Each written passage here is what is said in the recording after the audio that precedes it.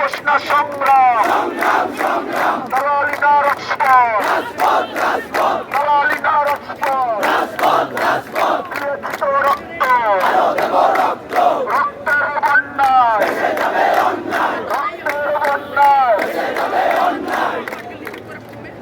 পা কেটে গেছে, কয়েকজনের সবার চোখে গ্যাস গ্রেন লেগেছে। আমাদের রুয়েটের শিক্ষার্থী সত্ত্বেও আমার হাতে এখন এই রাস্তার টোকানো কাগজ দিয়ে ঘুরতে হচ্ছে যাতে আগুন ধরে আমরা চোখের পানি করতে পারি।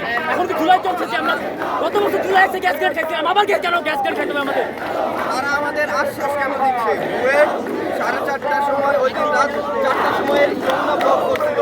এইখান থেকে আশ্বাস দিচ্ছে যে পরের দিন সচিবের সাথে দেখা করাবে, উপদেষ্টাদের সাথে দেখা করায় বসে আলোচনা করবে। বসলই তো না, উল্টো বলে তারা নাকি এই বিষয়ে অবগত না।